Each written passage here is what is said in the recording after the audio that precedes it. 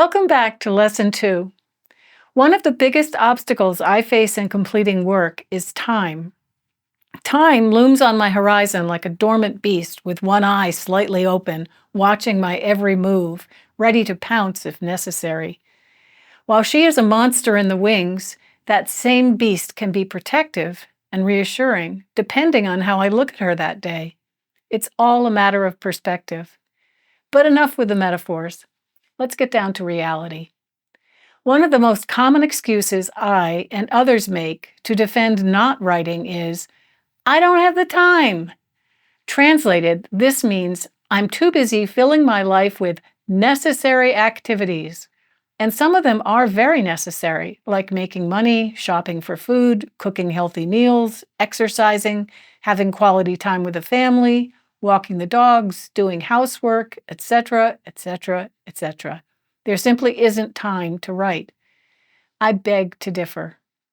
In this lesson, I'm going to show you why, when you put writing at the top of your list, everything else falls into place. There are those of you who cry, I'm up to my ears in my life. Even if I didn't have a 15-minute commute every day, there still wouldn't be enough time in my day to write, or query, or research agents and publishing houses, or follow your dream. I have been there. I'm there most mornings when I rise and open my journal. My mind is like one of those rubber band balls with layers of overlapping elastic cords. I can't distinguish one activity from another. They're all wound up together into a tight circle which is aimed directly at my head. More metaphors, I know, but do you get the idea? Before I sit down and sketch out my next 24 hours in black and white, my life is a tangle of activity with barely enough space to breathe, let alone create. When I see that, I feel overwhelmed. How will I ever get that chapter written, that poetry collection polished? How can I have space for new ideas to emerge? Panic slides in. Before I have a total meltdown, I remind myself to breathe, a big, long, cleansing breath, and to exhale all the negative energy which is welled up inside me. I calm down, get real. The fact is, every day has 24 hours, 8 of which, on a good night, I'm asleep. That leaves 16 hours a day to take care of everything else. If you were to make a pie chart of your day's activities, you might be surprised by where the bulk of your energy goes. You may see that there are pockets of time available to you which are simply being squandered. Claim them. If you were like me and many other creative people I know, you work best in the morning, before the rest of the world is up making demands. For me, that means I wake sometime between 4 and 5 a.m. every day. I treasure these early hours. For the first half hour or so, I drink coffee and write in my journal. That clears my brain and sets me up for the day. Then I take a short break to look at the moon and the stars, to listen to the crickets in the darkness, feed the dogs. I am back again at my desk to write 5 to 7 pages of my novel, or work on my poems, or do anything that requires concentrated, creative energy for the next 2 to 3 hours. That brings me to about 7 o'clock. By the time the owls have finished hooting, I have completed my creative work for the day.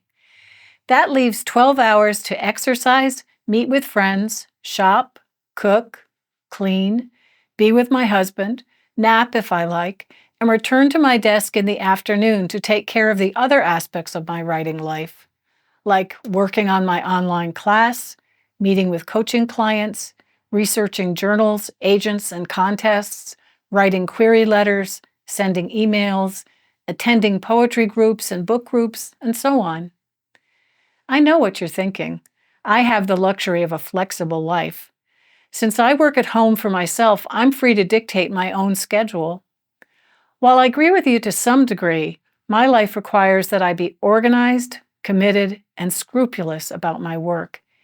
It would be too easy to succumb to distractions and never get anything done.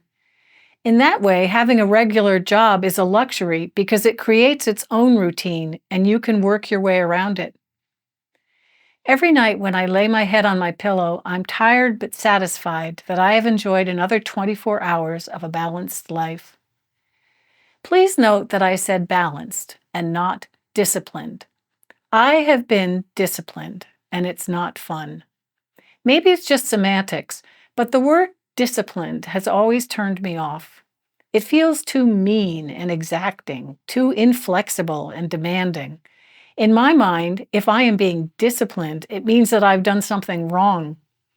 Personally, I've come to believe that people in general respond much more favorably to a hug than a stick. So I choose to lead a balanced life. Does this involve rituals and constants? Yes. I make my bed every morning. I write 3 pages in my journal religiously before beginning my day. I strive for at least 30 minutes of exercise daily. I avoid sugars, except my English toffees and an occasional dessert, and eat mostly lean meat and fish, vegetables, and fruit.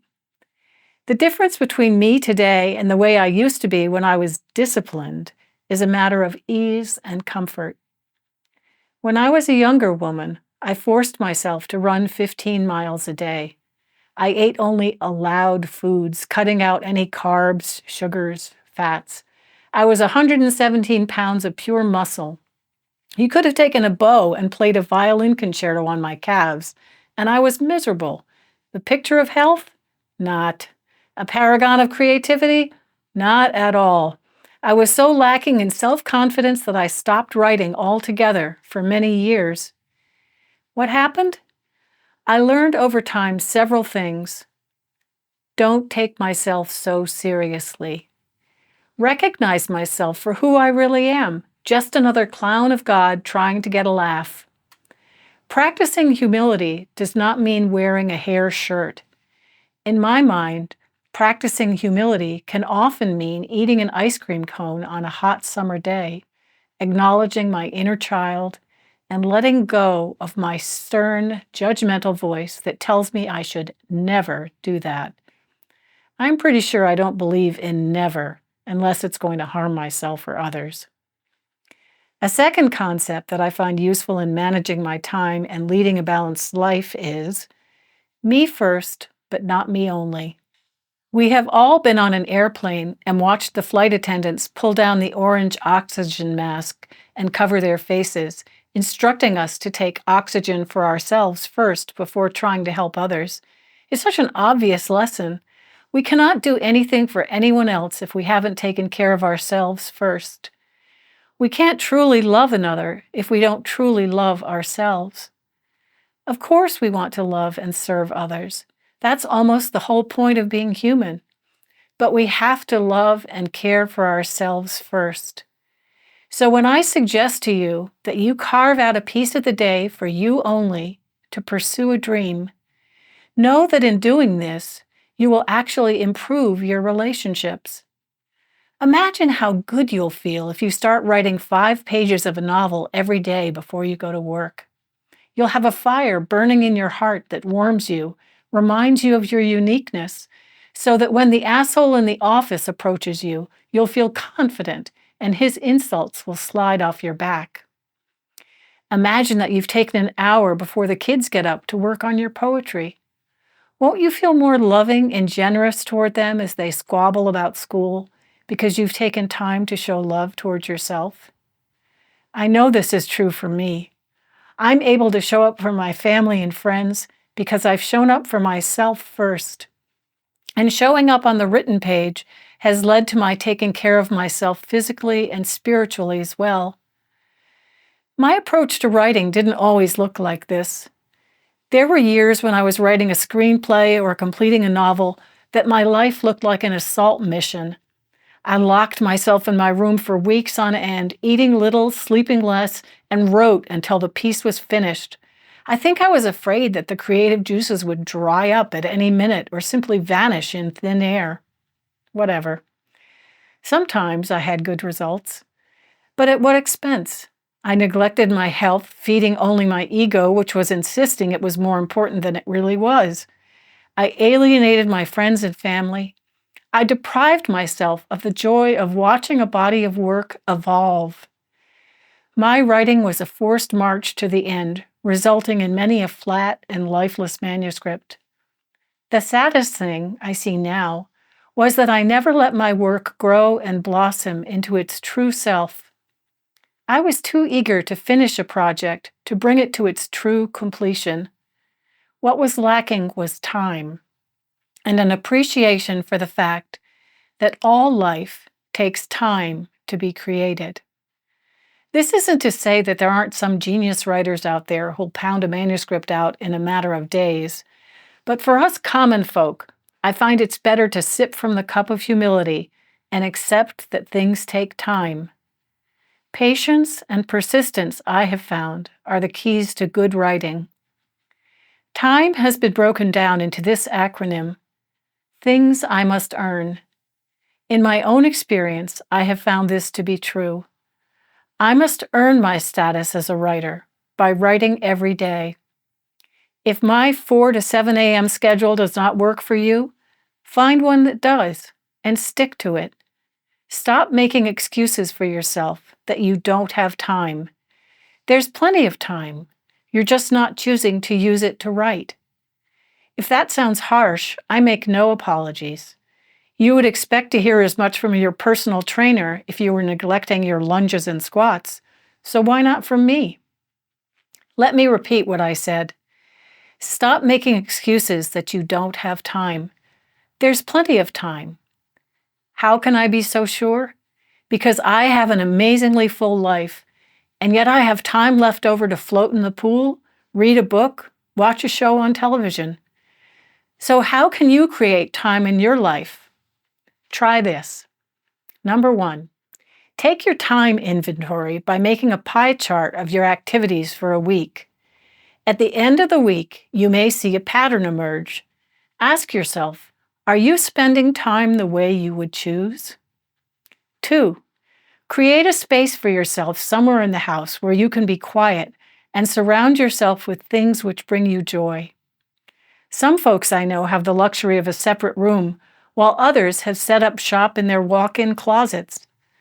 The goal is to create a sanctuary for yourself where you can go and write without being disturbed.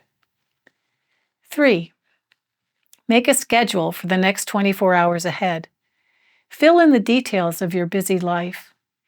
See if you can't wake up an hour or so early to give yourself time to write. Try it for a week. You may be a little sleepy come the afternoon, but I promise that the positive energy which you feel from moving towards your goal of writing a book or a screenplay will fuel you in the hours ahead.